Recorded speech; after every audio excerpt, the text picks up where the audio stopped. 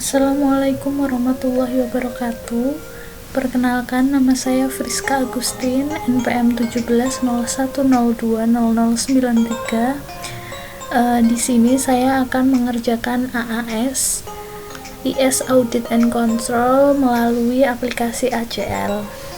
Nah, sebelumnya kita buka dulu filenya.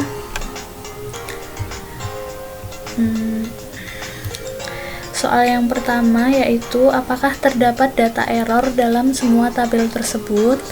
Nah, ini kita lakukan verifikasi dari satu persatu dari data yang ada. Yang pertama, saya akan melakukan verifikasi data terkait file gaji. Klik data, kemudian klik verify, lalu verify field, kita pilih add all, lalu OK, kemudian OK. Jadi dari data gaji tidak terdapat data error, artinya data gaji tersebut valid. Kemudian untuk data hutang, kita juga lakukan verify data, verify field, add all, OK, OK. Pada file hutang juga tidak terdapat data error. Kemudian file pegawai, kita klik data, verify field, kita pilih add all, kemudian OK, kemudian OK. Pada data pegawai juga tidak terdapat data error.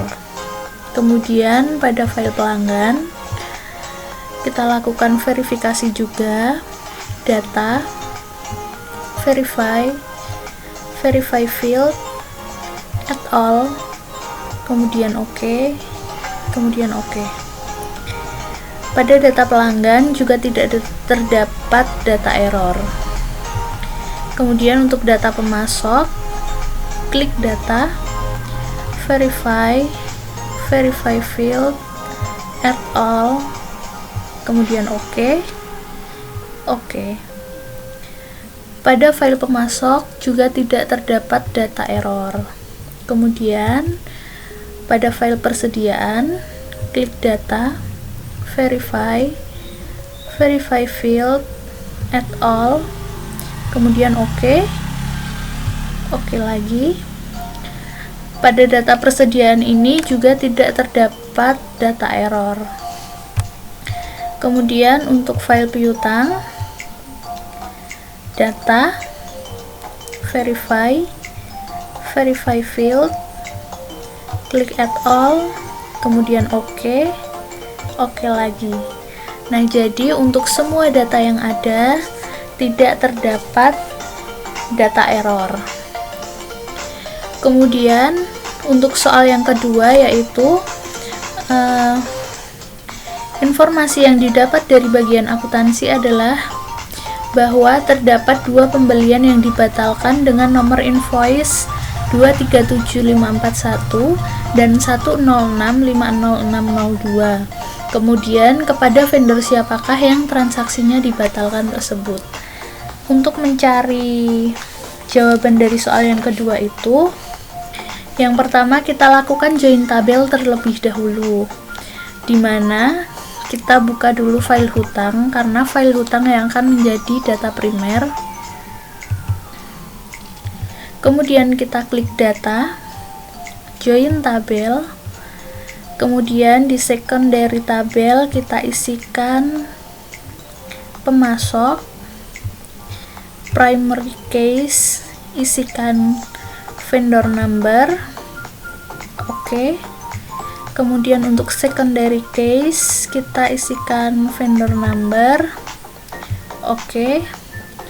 Lalu untuk primary fields, add all, lalu OK. Secondary field kita pilih add all, OK. Kemudian checklist untuk presearch secondary tabel. Kemudian untuk to kita isikan join hutang dan pemasok. Kemudian kita klik OK. Yes.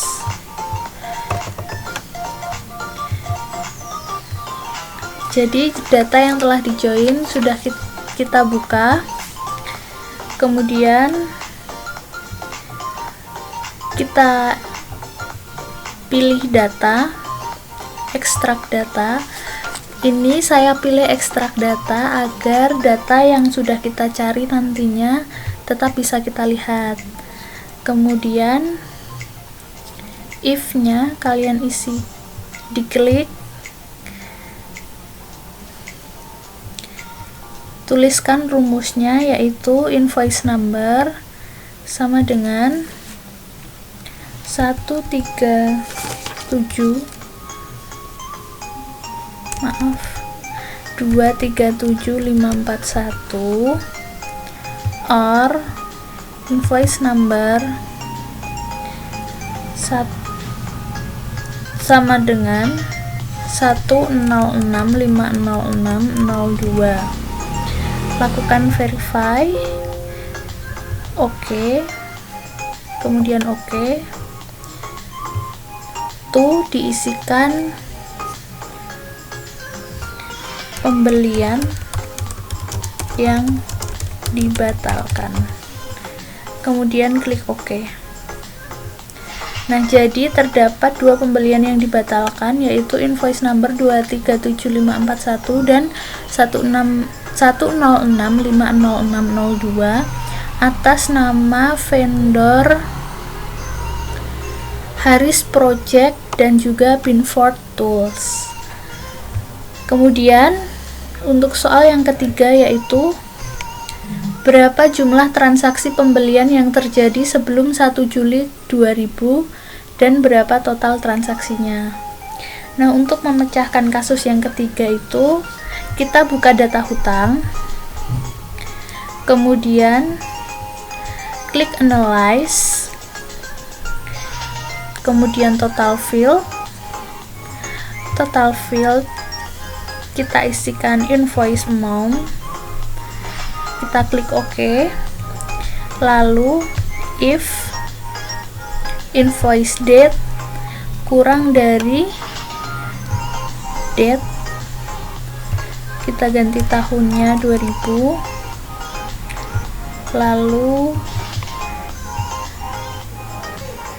1 Juli 2000, klik OK, kemudian kita klik OK, lalu klik OK. Nah, jadi untuk total transaksi pembelian yang terjadi sebelum 1 Juli 2000 adalah 31 transaksi dengan total transaksi senilai 103.431,41 dolar. Yang selanjutnya untuk soal nomor 4, yaitu hitunglah rata-rata harga beli produk, 5 nilai tertinggi harga beli produk, 5 nilai terendah harga beli produk. Nah, ini digunakan tabel atau data hutang, kemudian klik analyze, statistik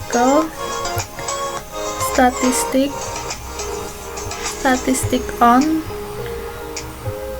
unit cost, kemudian OK, centang standard deviation, lalu klik OK. Nah, jadi diketahui bahwa rata-rata harga beli produk adalah 14,92 dolar. Kemudian 5 nilai tertinggi harga beli produk yaitu 173,80 dolar, 155,80 dolar, 137,80 dolar, 47 dolar, dan 44,24 dolar. Kemudian untuk 5 nilai terendah harga beli produk adalah 1,01 dolar, 1,22 dolar, 1,37 dolar, 1,40 dolar, dan 1,47 dolar. Kemudian untuk soal yang kelima, yaitu klasifikasikan produk sesuai dengan letak penyimpanannya. Menurut judgement Anda sebagai seorang auditor, di manakah letak gudang yang perlu mendapatkan perhatian lebih? Kemudian, apakah alasannya? Untuk mengerjakan soal yang kelima ini, kita buka file persediaan, kemudian klik Analyze, kemudian klik Classify on, kita pilih Location, kemudian subtotal field dipilih Add All, kemudian klik OK, kemudian klik OK. Nah, di sini muncul untuk lokasi-lokasi penyimpanan persediaan. Nah, menurut saya yang perlu mendapatkan perhatian lebih adalah lokasi 5, di mana quantity on hand dan quantity on ordernya itu lebih banyak dibandingkan dengan lokasi-lokasi yang lain. Karena apabila quantity on hand-nya itu banyak, maka akan rawan terjadi kecurangan atau fraud, dan juga rawan terjadi kehilangan persediaan. Kemudian untuk soal yang keenam, yaitu buatlah kelompok utang berdasarkan nilai transaksi dengan jumlah kelompok sebanyak 5 kelompok. Rank nilai transaksi berapakah yang paling tinggi presentasinya? Nah, untuk memecahkan kasus yang keenam ini, kita buka data hutang, kemudian klik Analyze, kemudian Statistical, kemudian Profile, kemudian Profile Field,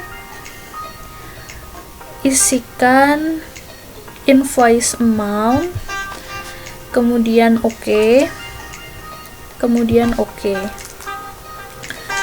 Setelah itu, kita klik Analyze, Stratify, kemudian intervalnya kita ubah menjadi 5, kemudian kita klik OK.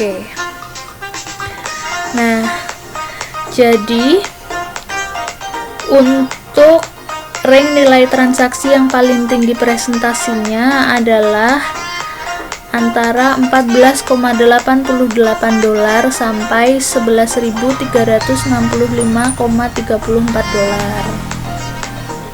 Kemudian untuk soal yang ketujuh, yaitu sebutkan 3 karyawan dengan gaji tertinggi dan 3 karyawan dengan gaji terendah. Kemudian sebutkan 3 karyawan yang paling senior dan 3 karyawan paling junior. Nah, untuk mengerjakan kasus yang ketujuh ini, kita perlu untuk menggabungkan tabel pegawai dan gaji, di mana gaji merupakan tabel primernya. Kita klik gaji, lalu kita klik data, join tabel, secondary tabel diisi dengan pegawai, primary case diisi dengan employee number, kemudian klik OK. Secondary case diisi dengan employee number juga, kemudian klik OK. Lalu primary field kita isikan add all, kemudian klik OK. Lalu secondary field add all juga, kemudian klik OK. Jangan lupa untuk mencentang presearch secondary tabel, kemudian tuh kita isikan join gaji dan pegawai, kemudian kita klik OK. Nah, setelah di join, kita buka data join gaji dan pegawai, Lalu untuk mencari 3 karyawan dengan gaji terbesar dan gaji terkecil, itu kita klik Analyze, Statistical, kemudian Statistik on, diisi gross pay, kemudian OK, lalu centang standard deviation, kemudian klik OK. Nah, di sini muncul untuk gaji tertinggi dan juga gaji terendah. Nah, untuk mengetahui nama karyawannya, kita bisa klik setiap dari gaji. Nah, untuk gaji yang pertama yang paling tertinggi itu adalah milik Carmen Bacard Bolivar.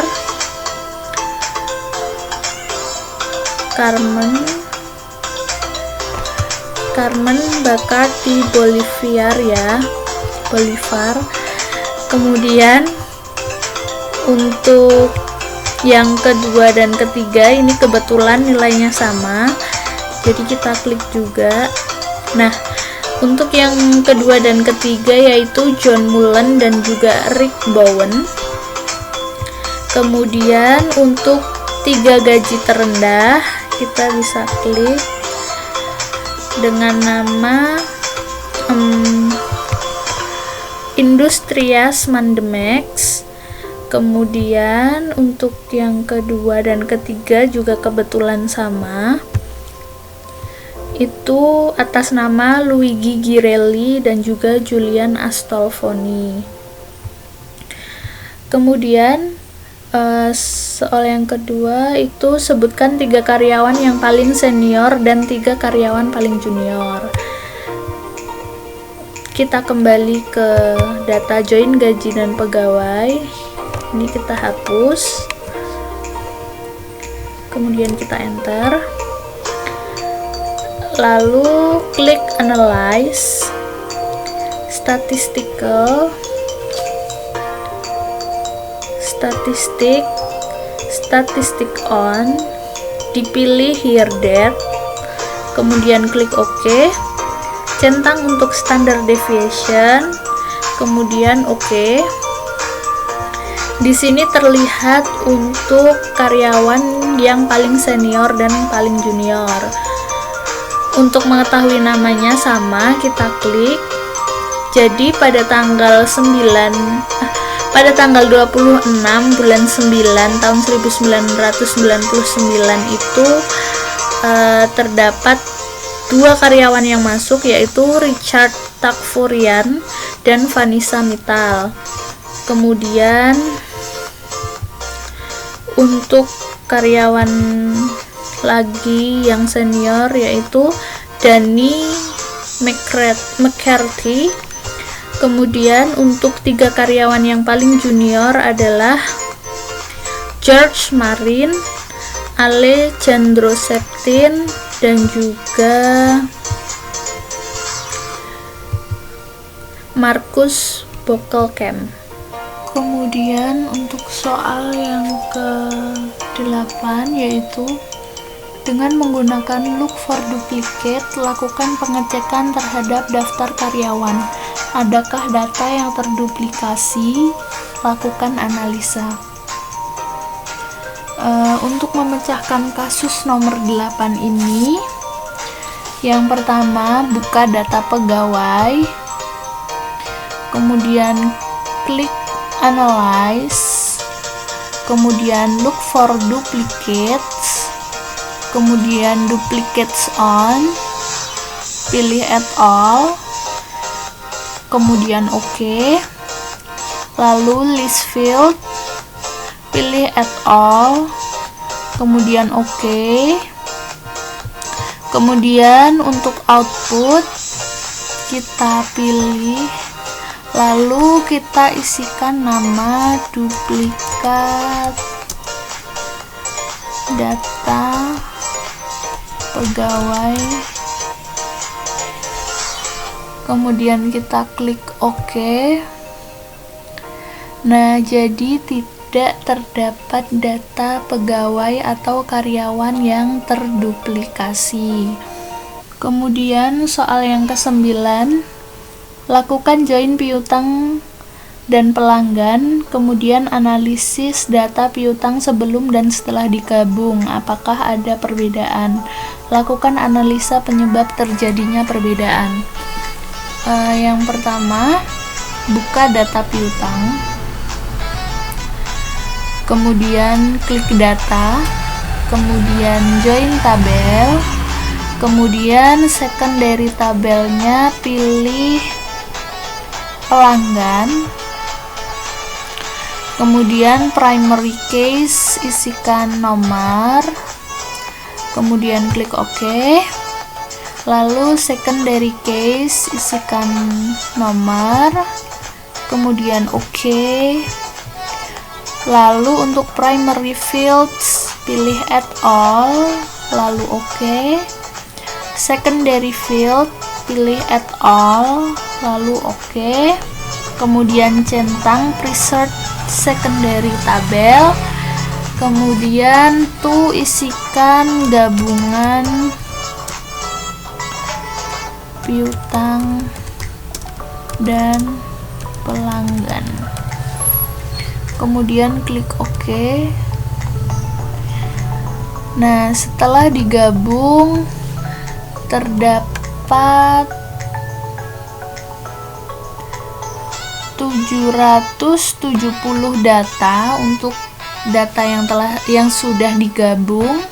Lalu untuk data piutang yang belum digabung adalah 772 data. Kemudian untuk yang pelanggan itu terdapat 64 data. Lalu untuk soal yang ke-10 yaitu buat daftar nama pelanggan yang piutangnya jatuh tempo sebelum 1 Juni tahun 2000, lalu lakukan ekspor daftar piutang yang jatuh tempo sebelum 1 Juni 2000. Kita buka gabungan piutang dan pelanggan, kemudian klik data, kemudian export to other application, kemudian klik view, export as-nya text, kemudian klik if,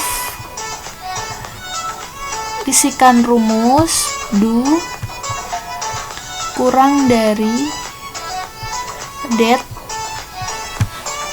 tahun 2000, kemudian untuk tanggalnya 1 Juni, kemudian klik OK, kita verify, klik OK, kemudian klik OK. Tuh kita isikan jatuh tempo 1 Juni 2017 0102 0093. Klik OK. Jadi sudah tersimpan di tugas kuliah ISAK Project ACL. Bisa kita cek di dokumen tugas kuliah, kemudian ISAK Project ACL 2020. Nah, di sini ada data jatuh tempo 1 Juni 2000 NPM 1701020093. Sekian dari saya. Wassalamualaikum warahmatullahi wabarakatuh.